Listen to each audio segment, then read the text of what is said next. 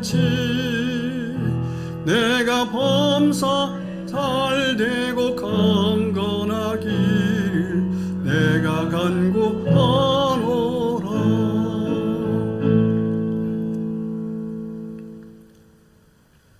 하나님, 오늘 이곳에 불기둥과 기둥으로 구약의 성소에 임재하시던 성령께서 이 성전에 임하신 줄로 믿습니다. 오늘 그 성령 안에서 십자가의 은혜를 기억하며 감사함으로 예배를 드리게 하옵소서. 예수 그리스도 이름으로 감사드리며 축복하며 기도드리옵나이다. 아멘. 우리 서로 인사하겠습니다. 성령의 열매를 맺읍시다. 이렇게 인사하겠습니다.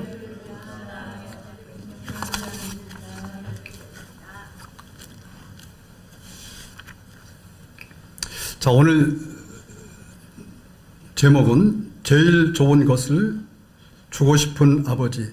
제일 좋은 것을 주고 싶은 아버지라는 제목으로 함께 은혜를 나누려고 합니다. 지난 금요일에 우리 교회에서 세계 선교회 모임이 있었습니다. 전국 각지에서 많은 목사님들 오셔서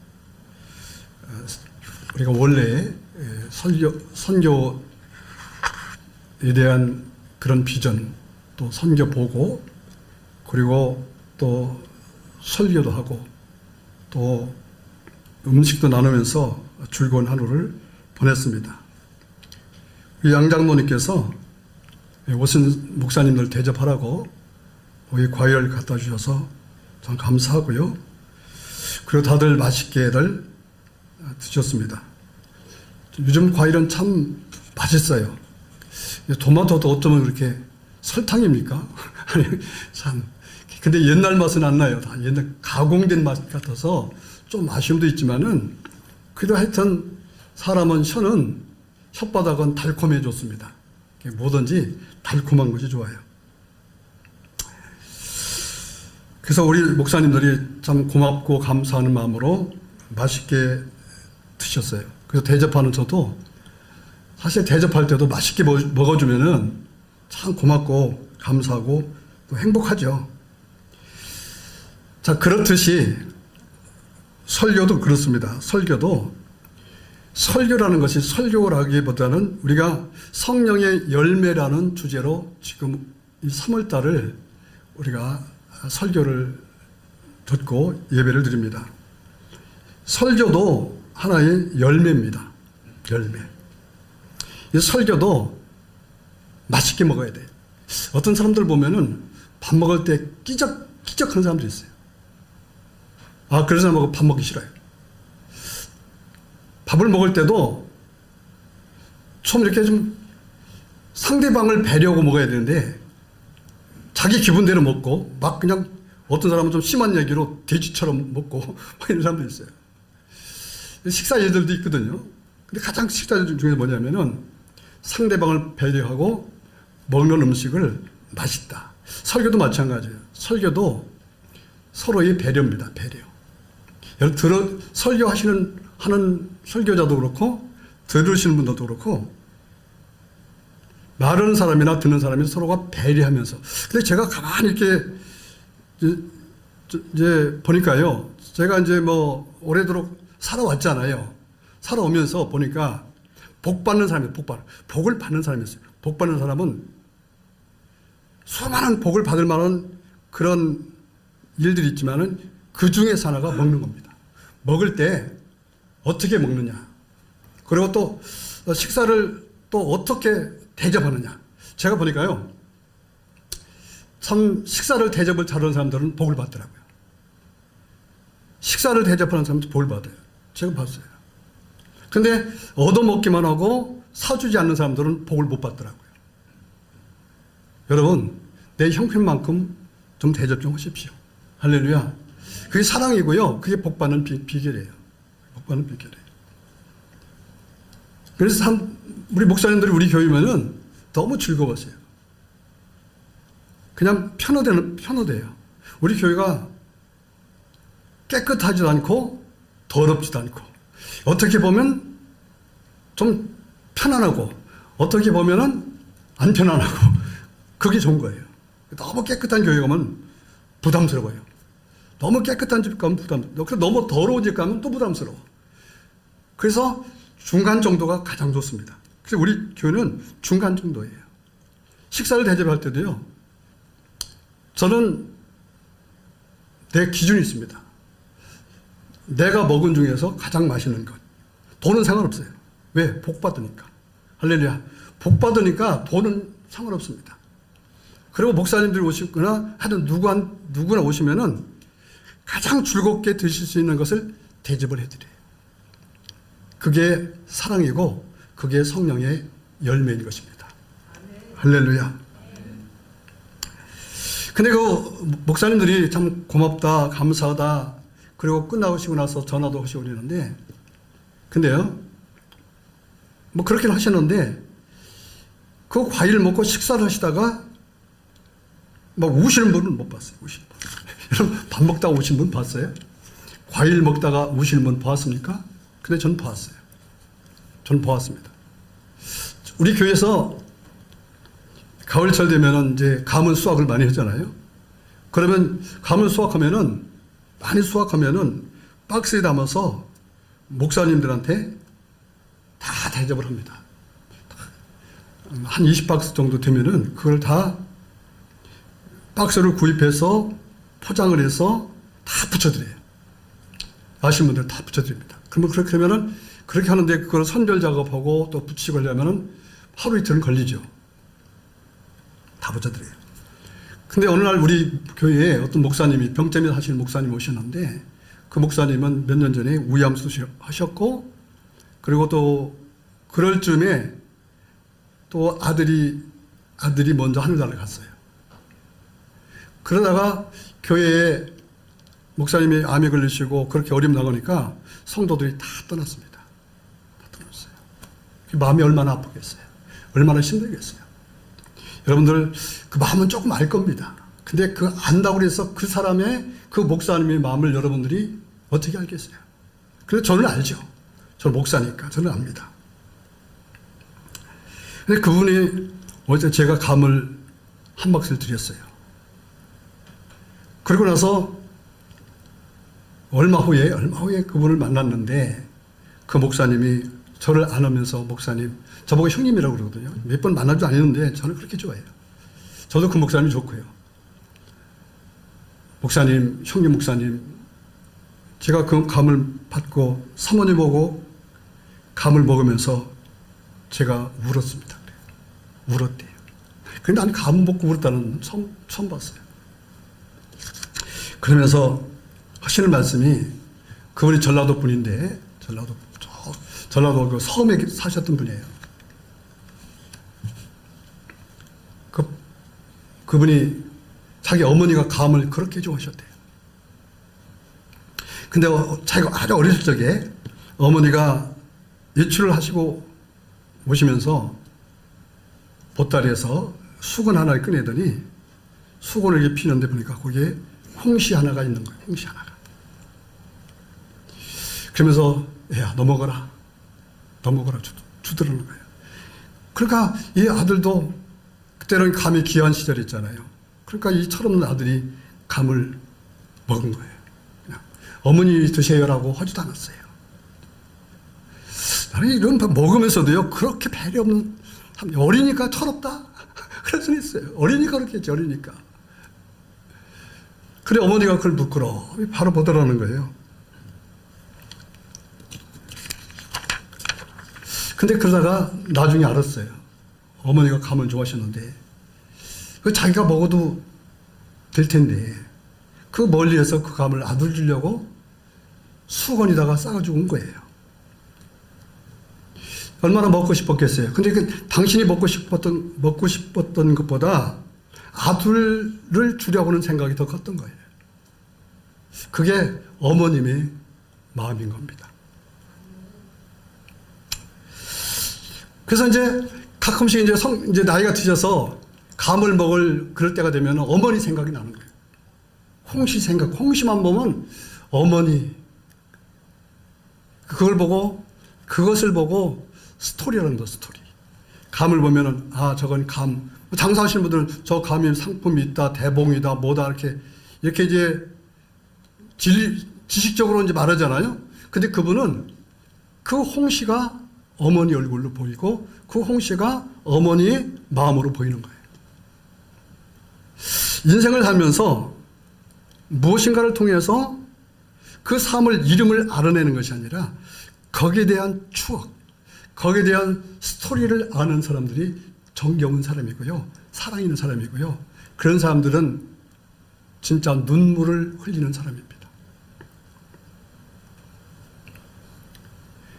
그 제가 감을 줄 때가 바로 그때라는 거예요.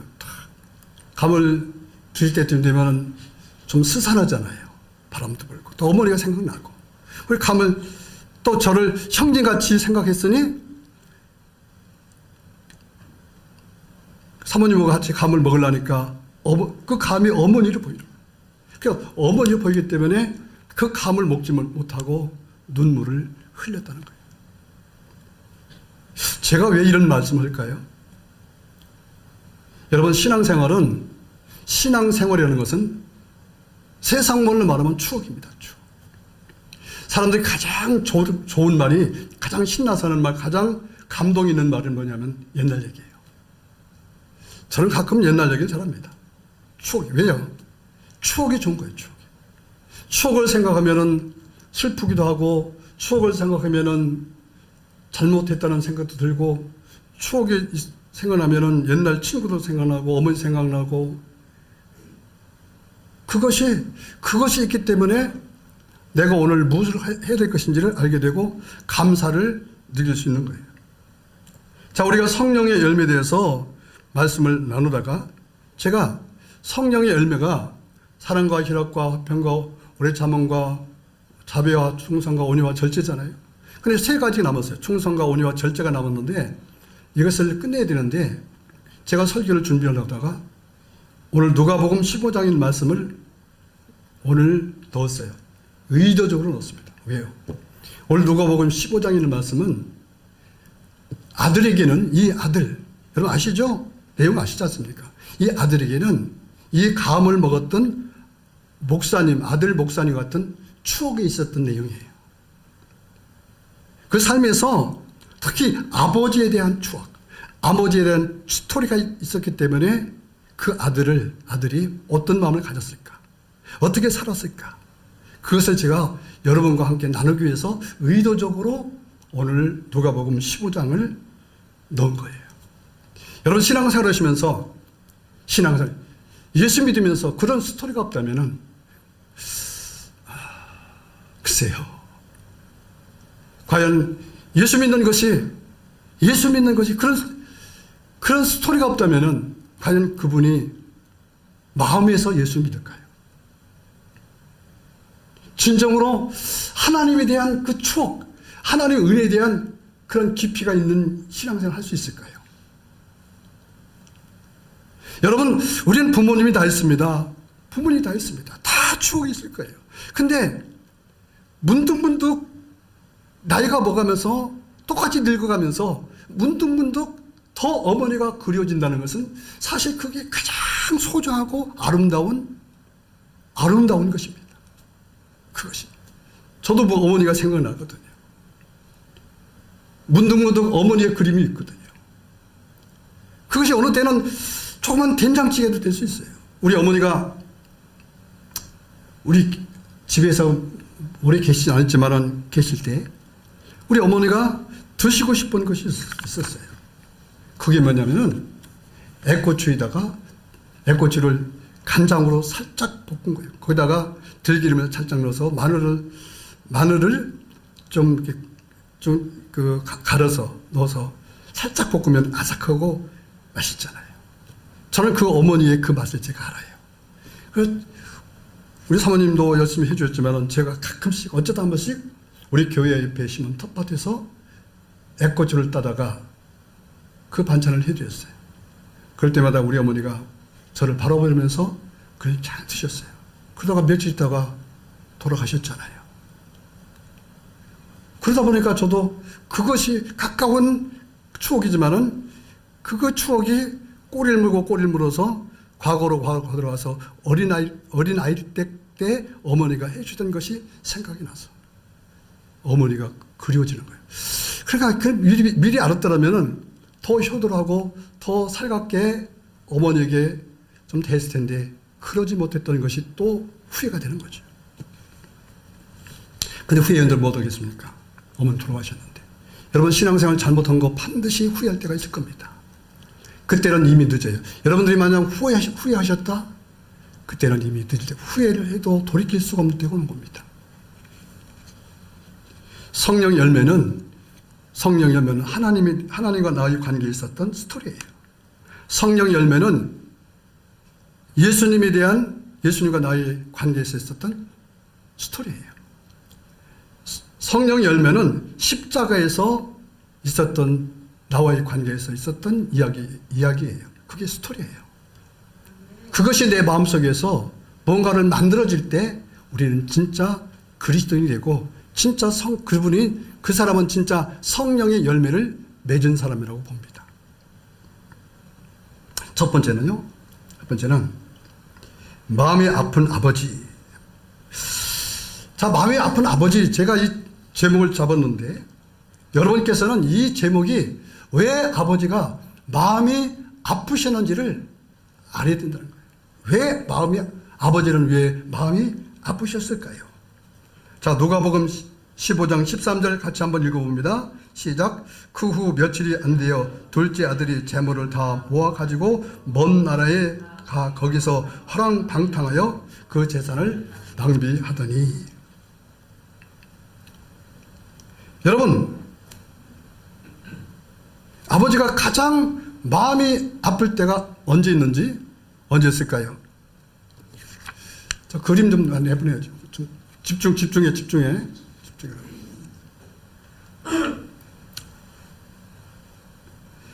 자, 아버지 가장 마음이 아플 때는 아버지에게 받은 재산을 가지고 먼 나라로 갈 때였습니다. 제가 이 상황은 설명하지 않겠습니다. 이 장면을 떠올리시면서 여러분 스스로가 왜 아버지가 마음이 아프셨을까를 한번 생각해 보시기를 바랍니다. 철이 없는 아들이죠. 그 아들 보면서 마음이 아팠을 거예요. 참 우리가 살아가면서 우리 자녀들이 철이 들어야 될 때 철이 들지 않으면 참 마음이 아픕니다. 여러분 그렇지 않아요? 저도 목회하면서 우리 성도들이 대충 되면 이제 뭔가 좀 이제 철이 들 때가 됐는데 그렇지 못하면 저도 상당히 마음이 아파요. 그게 상당히 마음이 아픈 게 아니라 얼만큼 아프냐? 정말 아픕니다. 너무 아픕니다. 어느 때는 정말 입맛도 떨어지고 밥맛도 떨어지고 그리고 잠이 안 올 때도 있죠.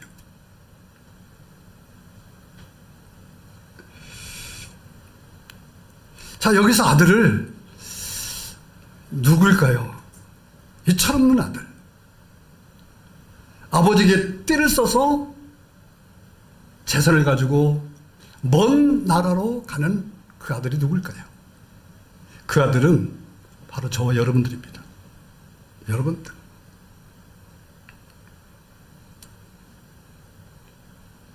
그럼 아버지는 누굴까요? 당연히 하나님이겠죠. 그렇다면 우리가 먼 나라로 갔다는 것은 어떤 의미일까요? 여기서 먼 나라는 물리적인 나라도 될 수가 있겠죠. 여기서 특정하게 먼 나라라고 그랬지 뭐 어떤 나라라고 말하진 않았어요. 의미를 부여한 거예요. 무엇일까요? 먼다. 여러분 같이 살아도 마음이 먼 사람이 있죠. 부부간에도 마음이 먼 사람이 있고 친구 간에도 친구라고 말하면서 마음이 먼 사람이 있고 성도라고 하면서 하나님과 마음이 멀고 목사님과 마음이 멀어진 사람도 있잖아요. 어느 사람은 여기 앉아있어도 여러분 지금 예배 자리에 앉아있어도 마음이 먼 사람이 있어요. 예배와 상관이 없는 사람이 있어요. 이걸 좀 특정한다면 이거죠. 예배 자리에서 멀리 떠난 사람, 기도의 자리에서 멀리 떠난 사람, 감사의 자리에서 멀리 떠난 사람, 하나님의 마음에서, 하나님과의 관계에서 멀리 떠난 사람, 성경에서 멀리 떠난 사람, 찬양에서 멀리 떠난 사람, 봉사에서 멀리 떠난 사람, 헌신에서 멀리 떠난 사람, 이런 사람을 아들인 거죠. 그 아들을 볼 때 하나님은 마음이 참 아프셨을 겁니다. 자, 그 마음을 더 아프게 한 것은 뭐냐면은, 자, 누가복음 15장 14절 읽어봅니다. 시작. 다 없앤 후 그 나라에 크게 흉년이 들어 그가 비로소 궁핍한지라 그랬어요. 그 아들이 떠난 후에 아버지는 소문을 듣게 됩니다. 어떤 소문이 들었을까요? 여러분, 아들이 먼 나라, 예를 들어서 아들이 저 애굽으로 갔다고 봅시다. 사실 이 가나안 땅과 애굽은 거리가 멀지요. 그러나 아버지는 그 애굽의 소식을 다 알아요. 지금 이란이 전쟁이 났잖아요.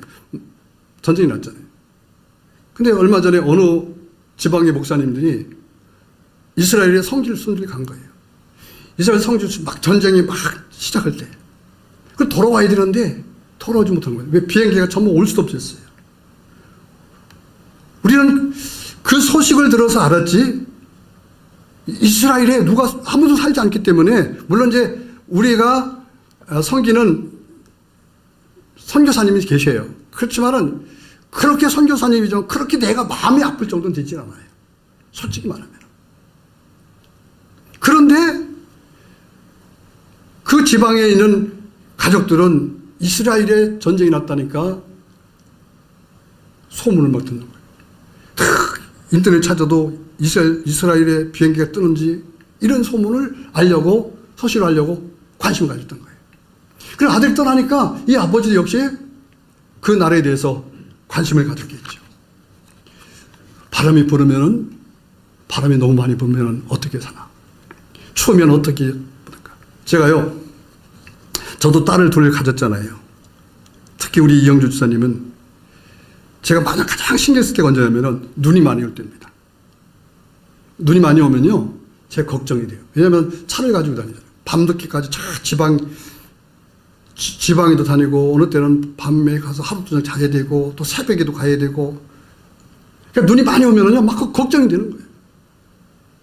하나님, 가긴 가야 되는데, 하나님, 참 염화칼슘을 많이 뿌려서 우리 딸 가는 길 얼지 않게 하여 주시옵소서. 그 소식을, 그 기도를 들으셔서 요새는 염화칼슘을 들어붓더라고요. 눈이 안 와도 갖다 보나. 돈이 많아서 그런지 쓸데없는 낭비를 하는 건지 모르지만. 얼마 전에 어떤 목사님한테 전화 왔어요. 어느 지역에 불이 났는데 혹시 목사님네 성도님이 그쪽 지역에 산다고 들었는데 목사님 빨리 확인 좀 해보세요. 제가 한번 질문해 볼까요? 혹시 이쪽 지역에 불 나면 여러분들은 목사님 전화하실 겁니까? 하시겠죠. 물난이 나면 목사님 교회 3년까 전화하시겠죠? 잘 들으시라고 하는 겁니다. 잘 들어보시라고. 그게 뭐냐면은, 그게 벌써 그렇게 안 된다면 이미 이 사람은 벌써 마음이 멀리 떠난 사람이에요. 만약에 여러분들 동네에 불이 났는데 목사님이 걱정이 안 된다면 사실 여러분과 저는 마음이 떠난 사람이에요. 근데 그 마음이 떠나지 않기 때문에 아들은 떠났어도 아버지는 그 아들을 마음속에 담고 있었던 거예요. 그게 걱정이 되는 거예요. 그런데 그 성경에 있는 것처럼 그 나라에 흉년이 들었다. 허랑방탕에서 낭비했다고 그랬죠. 흉년까지 들어서 이제는 그때서 비로소 이 아들이 가난이 뭔지 또 아버지를 떠나는 것이 뭔지 알게 되었다는 것입니다. 흉년이 들었으니까, 흉년이 들었다는 소식을 들 때, 야, 우리 아들 돈도 떨어져서, 알거든요. 저러면 트리블이 나가서 며칠 안 돼서 그 돈 다 쓸 거야. 아버지는 다 알아요. 하나님은 다 아십니다. 모를 것 같죠? 다 아셔요. 근데 그때부터 아버지는 걱정이 되는 거예요. 마음이 아파지는 겁니다. 하나님을 떠나면요, 첫 번째는 영적으로 가난해지고 궁핍해져서 힘들어요. 소망이 없어. 힘들고 어려울 때도요, 소망이 안 생겨. 의지할 데가 없어요. 어떻게 해야지? 어떻게? 지혜도 안 생겨요. 왜? 다 썼으니까. 관계가 깨졌잖아요. 또 하나는 사실적으로 힘들고 어렵다. 여러분들이 하나님을 떠난 순간 여러분의 삶은 궁핍해져요. 돈도 도둑질 당하고, 건강도 도둑질 당하고, 그리고 여러 가지 일. 이건 사실입니다. 하나님을 떠나면은 하나님은 축복하지 않아요. 아니, 축복하지 않는 게 아니라 축복하는 것을 그 본인 당사자가 거부하는 것이고, 자기가 가난하게 살려고 선택했다는 거예요. 그게 참 마음이 아픈 거예요. 나는 다 아는데, 야, 저 길로 가면 안 되는데, 저렇게 살면 안 되는데, 그러면서 고집 부리고 사는 거 보면은요, 그게 너무 마음이 아픈 거예요. 두 번째는 기다리시는 아버지입니다. 자, 누가복음 15장 20절 같이 한번 읽어볼까요? 시작. 이에 일어나서 아버지께로 돌아가니라. 아직도 거리가 먼데 아버지가 그를 보고 측은히 여겨 달려가 목을 안고 입을 맞췄다 그랬어요. 아버지는 둘째 아들이 먼 나라에 떠난 후 매일같이 동네 어귀에서 나간 아들을 기다렸습니다. 한 번도 기다리지 않은 적이 없어요. 항상 매일같이 기다리십니다. 하나님은 기다리시는 하나님이에요.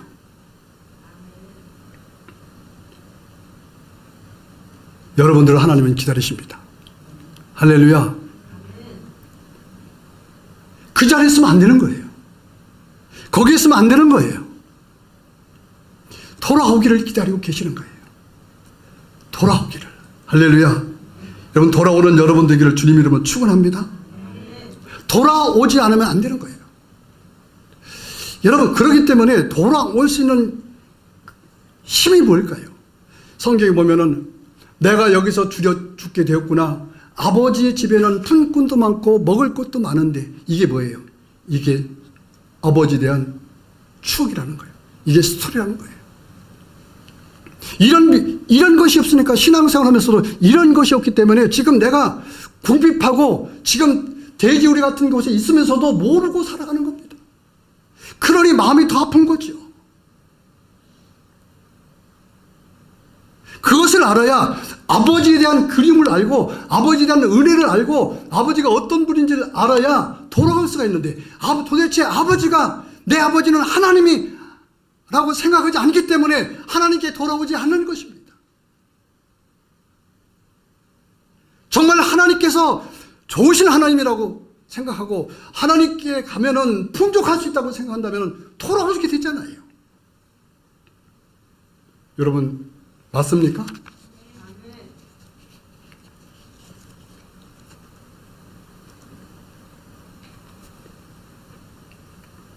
그 돌아오고 기다리고 있는데, 그 동무 밖에서 아들을 기다리고 있는데 그 아들이 돌아오는 것입니다. 저 멀리 있어요. 저 그림 좀 가끔씩 좀 이렇게 넘겨주게. 저 멀리 있을 때, 사실 저거는 좋겠지만은 여기 멀리라는 것은 아버지가 아닌 사람은 저 멀리에서 저 지평선 끝에서 있는 점 하나를 아무도 몰라요. 근데 아버지는 알아보는 거예요. 아, 우리 아들이구나. 할렐루야. 우리 아들이라고 보는 거예요. 우리 아들이구나. 왜? 어떻게 알아봤을까요? 어떻게 눈이 좋아서 알아봤을까요? 아니에요. 아버지니까 알아보는 거예요. 할렐루야. 아버지니까 알아보는 겁니다. 할렐루야. 하나님은 여러분들을 알아보셔요. 여러분들이 어떤 상황이 있는지 알아보셔요. 아멘. 할렐루야. 그 순간 아버지는 그 아들에게 달려갔겠죠. 여러분 생각해, 저 장면에서 아들이 달려왔을까요? 아버지가 달려갔을까요? 아들은요, 체면이 없어서 달려오지 못해요. 그냥 주저주저 있는데 아버지는 달려가서 그를 안아주는 겁니다. 그 모습이 어떤 모습이었을까요? 그 모습은 도저히 옛날에 집을 나갈 때 그 모습이 아니었어요. 찢겨지고 상하고 메말라 버리고 냄새가 나고 도대체가, 여러분 하나님을 떠나면요, 그 모습은 어떤 모습일까요? 하나님을 떠난 모습은 결국은 다 상하고 강도 만나고 메말라 버리고 냄새나고 이런 모습이에요. 여러분들은 어떻게 생각할지 모르지만은 만약에 여러분들이 하나님을 떠난 사람이었다면은 그렇게 보입니다. 근데 그 돌아오는 그 아들을 아버지는 안아주셔요. 얼마나 기뻤을까요? 얼마나 안심이 됐을까요? 얼마나 행복했을까요? 우리 주영이가 오늘 찬양을 하는, 제가 만든 곡을 하나 이제 같이 이제 나누려고 앞보를 주면서 사무실로 올라오고 그러는데 주영이가 딱 왔대. 주영이가 얼마나, 당장 아니지만은 예배드리러 온 우리 주영이지만은 얼마나 이뻐요. 그 주영아 이리 와. 그 주영이가 와서 제 품에 안겼어요. 안겨서 제가 뺨도 비벼주고, 내 마음이, 우리 주영이를 내가 안 하면 얼마나 내가 마음이 아픈지 몰라요. 여러분들이 정말 예배 자리에 나올 때요, 여러분 기도의 자리에 나올 때 하나님은 얼마나 기쁠까요? 여러분 정말 찬양을 하더라도요, 그 정말 돌아온 탕자가 아버지를 만나는 그런 심정으로 찬양을 한다면 그 아버지가 하나님께 그 찬양을 얼마나 기쁘게 받으실까요? 기쁘지 않겠어요? 여러분 하나님이 기쁘시면요, 히브리서 11장 6절에 하나님께 나오는 자들은 그가 살아계신가 자기를 찾는 자들에게 상 주시는 있음을 믿어야 할지니라고 말씀했기 때문에 하나님을 기쁘게 하면요, 하나님은 상을 주시는 것입니다. 찬양을 드릴 때도 그냥 그렇고, 아멘도 그냥 그렇고, 성경 읽을 때도 그냥 그렇고, 예배에도 그냥 그렇고, 평상시 기도 자리도 안 오고, 예배 자리도 어쩌다 한 번씩 나와서 앉아있고, 예배 자리에 나왔어도 정말 그 순간만큼이라도 내가 한번 집중적으로 해서 내가 다시 한번 예배 횟수를 늘려보고 하나님께 더 나아가는 발걸음을 한 발자국이라도 더 가까이 나가보자는 그런 마음으로 예배를 드린다면 하나님께서 얼마나 기뻐하실까요? 할렐루야.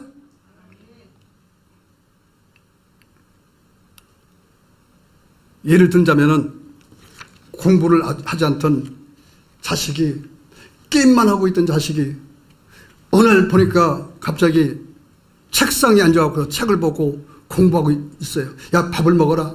아버지, 제가 이것을 다 끝내놓고 금방 가서 먹을게요. 야, 너 언제부터 공부했냐? 야, 그러지 말고 나와. 그렇잖아. 우리 가끔 그러잖아요. 가끔 그러잖아. 이게 가끔씩 말 안 듣고 뭐 하면 언제부터 그렇게 했냐? 그러잖아요. 근데 얘 하는 행동을 보니까 진정 있고 진심 있는 거예요. 아버지가 얼마나 기뻐할까요? 나를 통해서 누군가를 기쁘게 해줄 수 있다는 것은요, 이 사람은 복을 받을 만한 자격이 있다는 겁니다. 나를 통해서 상대방을 기분 나쁘게 한다면 그 사람은 복을 받을 만한 자격이 없는 거예요. 그래서 사람인 거예요. 할렐루야. 그래서 사람입니다. 그래서 혼자만 아는 사람은 절대로 복을 받지 마요. 아니, 절대로입니다. 절대로 복을 받지 못해요. 그러나 내 것을 나누고 말 한마디라도 뭔가를 주고 좀 눈빛이라도 주고 또 진성성 있는 것을 보인다면요, 아, 저 사람은 믿을만해. 나중에 돈 좀 꿔들라고 돼요. 100만 원만 꿔주면, 야, 100만 원 가지고 되어서 내가 사정 다 하는데 왜? 알죠. 200만 원 가져야지. 언제 갚을까? 갚어. 그러나 나중에 벌어서 갚아 그래요. 여러분 지나보면 보시잖아요. 지금 여러분 살면서 지금 느끼시잖아요. 지금 환경이 이렇다고요? 거짓말하지 마세요. 보세요. 저쪽에 탕자가 살던 환경은 거기는 흉년이로 굽힙했어요. 근데 그 아이가 그 아들이 오는 자리는 어느 자리예요? 거기는 흉년이 없는 자리고 궁핍이 없는 아버지 자리입니다. 하나님은 그러신 분이에요. 할렐루야. 할렐루야. 돼지우리에서 허우적거린다고 해서 쌀밥이 나오는 거 아닙니다. 돼지우리에서 허우적거린다고 해서 소고기가 나오는 게 아니에요. 세상은 돼지우리인 것입니다. 아멘.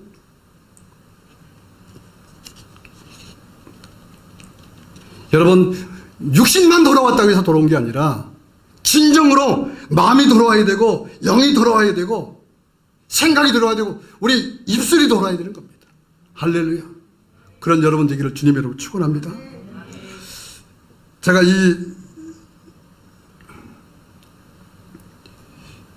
준비를 빨리 해. 이 설교를 하면서 설교에 맞는 찬송을 제가 하나 만들었어요. 만들어서 이제 작업을 했습니다. 작업. 아마 여러분 유튜브에 다 올라가서 여러분들이 이렇게 핸드폰 보면은 이렇게 유튜브에 떴을지 몰라요. 두 개만 쇼츠 하나 하고 이렇게 하나는 이제 이렇게 원래 일부 본편이라고 그래요. 가사를 만들고 곡을 쓰고 그리고 또 이제 배경을 준비하고 또 영상 작업을 하고 유튜브에 올리려고 하면 한 곡을 만드는데 저 작업만 하는데 한 3시간에서 4시간 걸립니다. 근데요, 지금 어젯밤에 올렸는데 쇼츠 같은 경우는 거의 내가 여기 설교로 올리기 전에 보니까 1600사람이 봤더라고요. 그리고 쇼츠를 통해서 4사람이 우리 채널에 구독을 했어요. 그리고 본편 3분 정도 넘는데 그것은 한 50명 정도, 제가 올 때 한 44명이 됐는데 44명이면 엄청난 겁니다. 제 채널 구독자에 비해서 엄청난 거예요. 한번 들으시면서 우리가 제일 처음에 이제 부른 찬송이니까 다 읽지 않으니까 그냥 흥하는 걸 따라서 해주시고 가사에 큰 은혜를 받길 바라요. 우리 같이 한번 찬양 듣습니다. 소리 좀 키우고.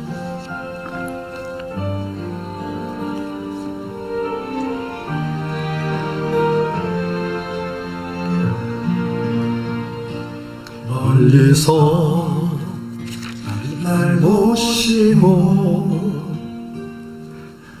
달려오신 아버지 죄인데 나를 안고 눈물로 품으시네 정죄하지 않으시고 사랑으로 덮으시네 아버지의 마음 나를 향한 사랑 가장 좋은 것을 주길 원하시네 아버지의 마음 변하지 않는 사랑 오늘도 나를 품어주시네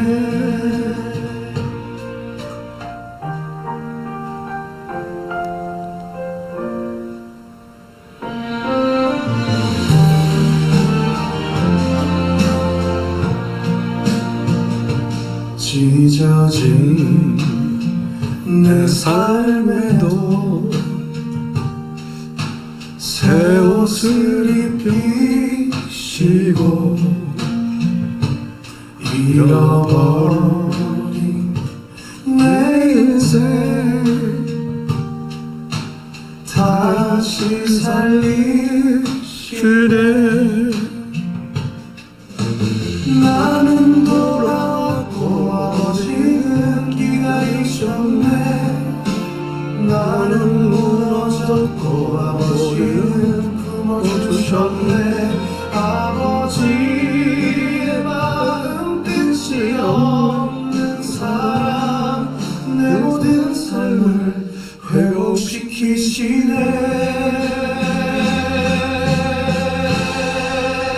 아버지의 마음 끝이 없는 사랑 내 모든 삶을 회복시키시네 아버지의 마음 변하지 않는 사랑 오늘도 나를 품어주시네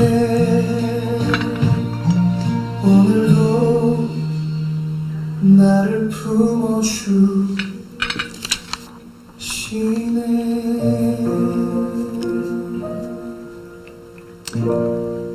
아멘. 이럴 땐 어떻게 해야 돼요? 하여튼 센스가 없어, 센스가 없어. 다시 한번 하나님께 영광 박수 올립니다.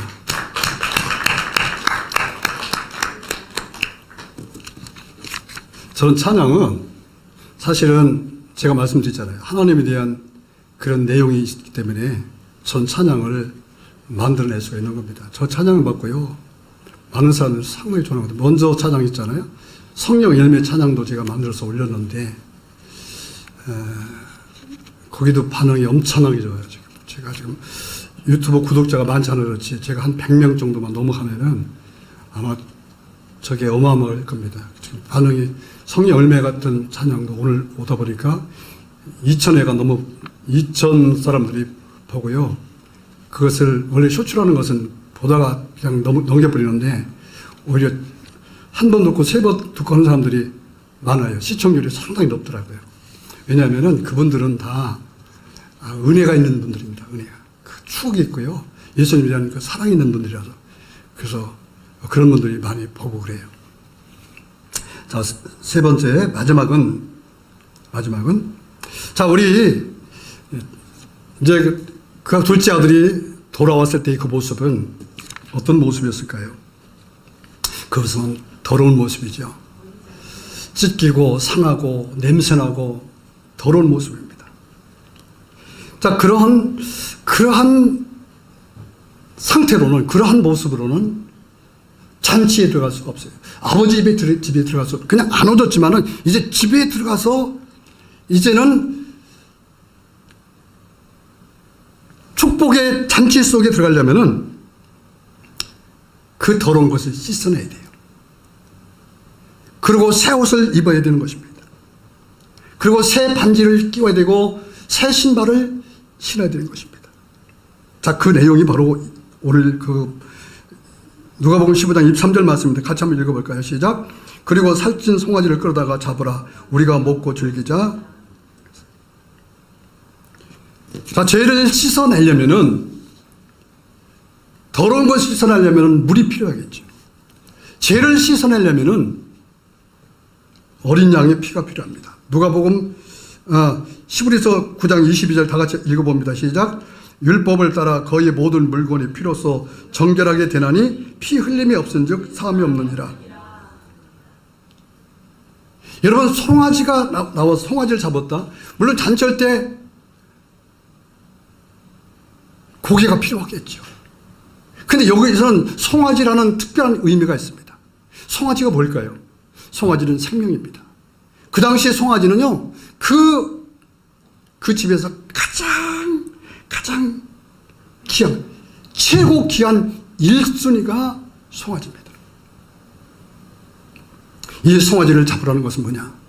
아들을 위해서 대신 죽는 거예요. 다시 말하면 이겁니다.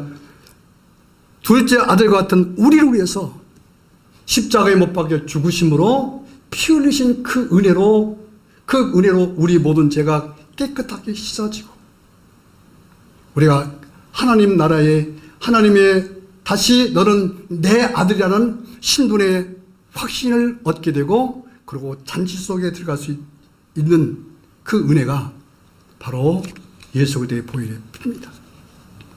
자, 우리가 예수 믿으면서 십자가에 대한 스토리가 없다면요, 여러분 어떨까요? 여러분, 십자가에 대한 스토리, 십자가의 은혜에 대한 스토리가 없다면 어떨까요? 십자가의 은혜가 있는 사람은요, 그 삶이 바뀝니다. 언어가 바뀌고 삶이 바뀌어요. 십자가가 없기 때문에 삶이 바뀌지 않는 거예요. 십자가가 있다면요, 정말 십자가가 있다면 그 스토리가, 그 삶이 바뀌는 거예요. 에베소 1장 7절 한번 읽어봅니다. 시작. 우리는 그리스도 안에서 그의 은혜의 풍성함을 따라 그의 피로 말미암아 속량 곧 제사함을 받았느니라. 사도 바울이 이 말씀을 에베소 교회에 써서 보냈잖아요. 사도 바울이 이 말씀을 쓸 때 사도 바울도 예수님을 경험한 자였어요. 이 속에는 사도 바울 십자가의 그 은혜가 녹아져 있는 내용입니다. 그러니까 사도 바울은 십자가, 오직 예수, 십자가예요. 과연 우리 안에 그 십자가 있나요? 우리 안에 예수 그리스도의 보혈의 피가 지금도 흐르고 있나요? 그 은혜에 정말 감동이 되시나요? 그 은혜에 감격하시나요? 정말 그렇게 그것 때문에 우리의 삶이 바뀌어졌나요?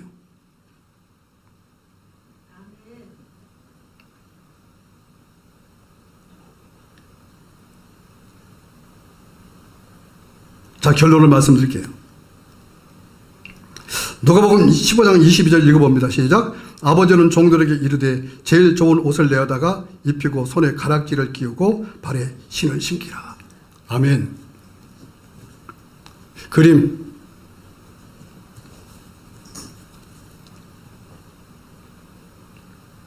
자,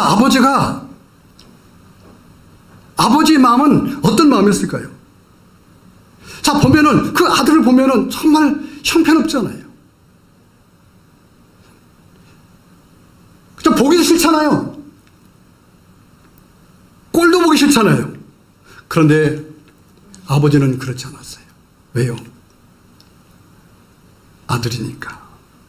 아버지는 아들이 더러운 옷을 입었어도 내 아들이고, 찢겨졌어도 내 아들이고, 찢겨졌으니까 더 불쌍한 거예요. 상했으니까 더 불쌍한 거예요. 그 아들을 한번 안아줘야, 우리 아들이 한번 마음과 마음이 맞부딪혀야 아들이 아버지의 마음을 알 것 같았어요. 뺨을 한번 부벼줘야 아들이 아버지의 마음을 알 것 같았어요. 아버지가 보는 건 돈도 아닙니다. 아버지가 보는 건 여러분의 실력도 아니고, 여러분의 학력도 아니고, 여러분의 아무것도 아니에요. 그냥 여러분 그 자체인 것입니다.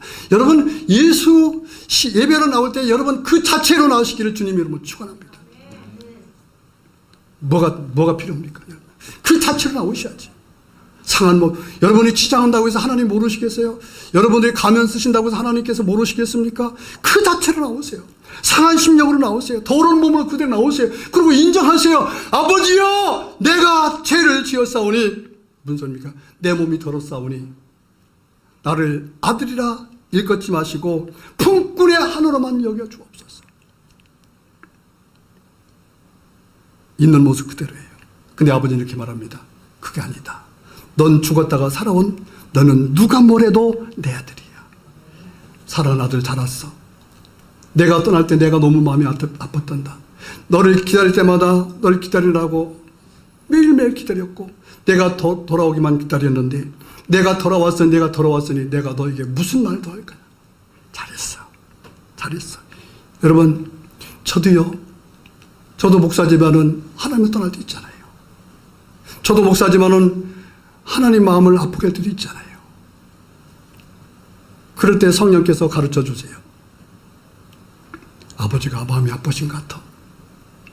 아버지가 좀 속상하신 것 같아. 하나님, 마음이 아프신가요?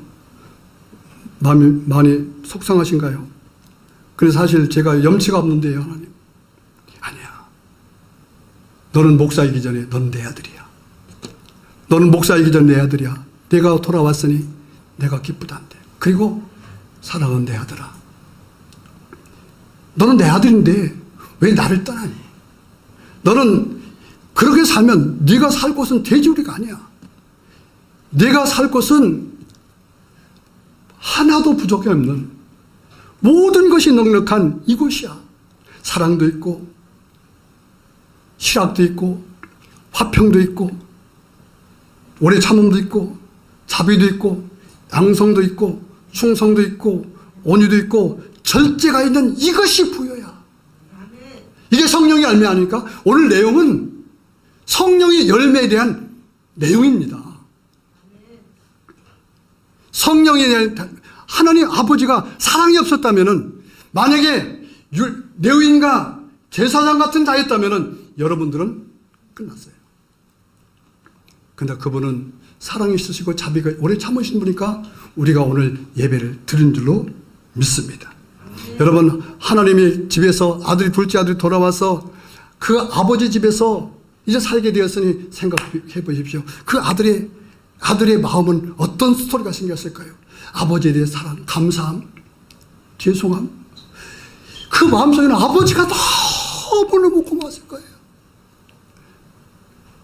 여러분, 예수 믿는 사람들이 그런 마음, 그런 스토리가 있는 예수를 믿어야 되지 않겠습니까? 그런 은혜가 있는 신앙생활을 하셔야 되지 않겠습니까?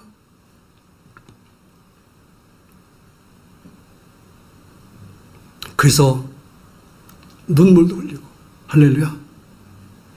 찬양할 때도 한번 눈물도 흘려보고 말이죠. 말씀을 듣다 봐도 눈물도 흘려보고 말이죠. 할렐루야. 신세 타령을 하는 게 아닙니다, 여러분들. 신세 타령을 하는 게 아니에요. 그분의 은혜 때문에 그런 눈물을 흘려버리고. 여러분, 그렇게 사는 것이 넉넉한 아버지 집이 아닐까요? 한 가지 더 보탤게요. 둘째 아들의 삶은 이제는 아버지 된 감사함과 은혜의 스토리가 생겼어요. 이제 그 아들은 평생을 감사하고 살고 아버지 집을 떠나지 않습니다. 물건 하나 함부로 하지 않습니다.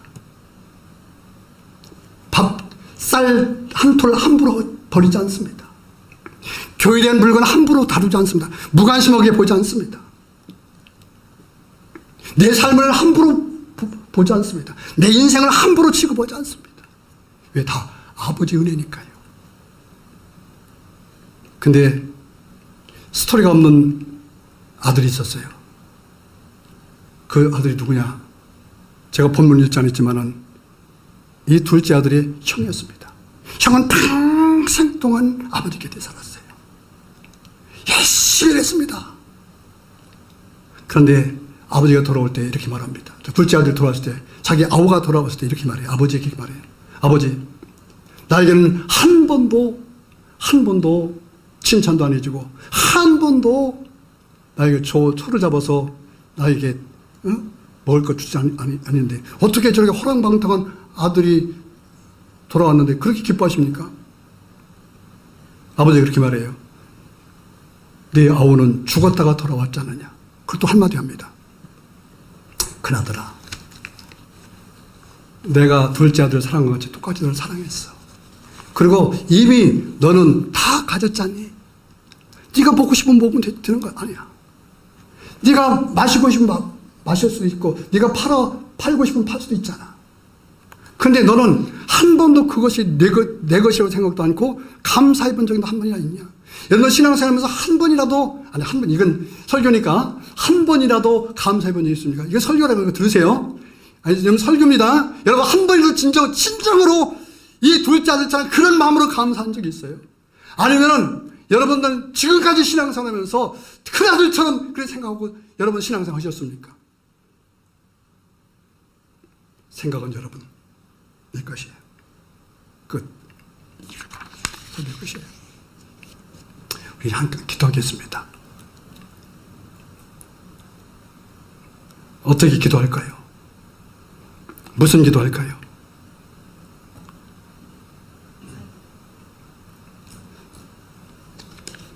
저는 천마디 만마디 하는 것보다 진정으로 그리스도의 마음에 품는 것이 중요합니다. 할렐루야. 글씨 써서 뭐 누군 못하겠어요. 문자 써서 뭐 누군 못하겠어요. 그게 아니라 아버지, 탕자가 돌아왔을 때 아버지 주저리 했겠습니까? 아닙니다. 딱 두 마디요.